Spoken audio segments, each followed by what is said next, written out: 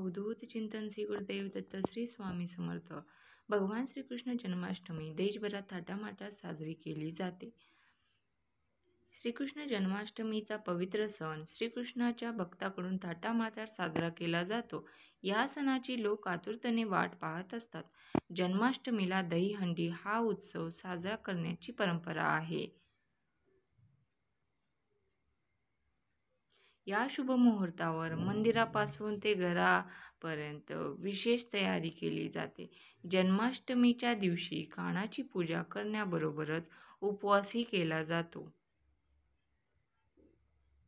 जन्माष्टमीच्या दिवशी व्रत पूजा केल्याने श्रीकृष्ण भगवान भक्तांचे सर्व दुःख आणि संकटे दूर करतात. चला तर मग जाणून घेऊया जन्माष्टमीच्या पूजेसाठी लागणारे साहित्य.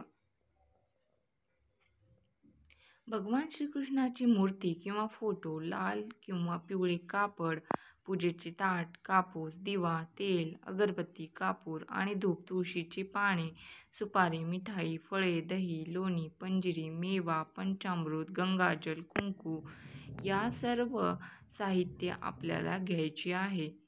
जन्माष्टमीची पूजा कशी करावी? सकाळी लवकर उठून स्नान करून श्रीकृष्णाच्या फोटोला मोरपंख अर्पण करावे.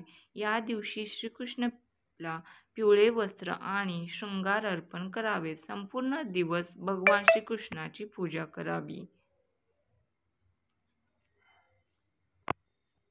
मधल्या वेळेत कृष्णाय नमः या कृष्णाच्या नामाचा जप करावे. रात्री 12 वाजता भगवान श्रीकृष्णाला शंखाने पंचामृताने अभिषेक करावे. त्यानंतर आरती करावी. देवाला प्रसाद द्यावा. देवाकडे इच्छा मागावी. या दिवशी व्रत केल्यास मनोकामना पूर्ण होतात. ही आहे पूजेची वेळ. श्री स्वामी समर्थ.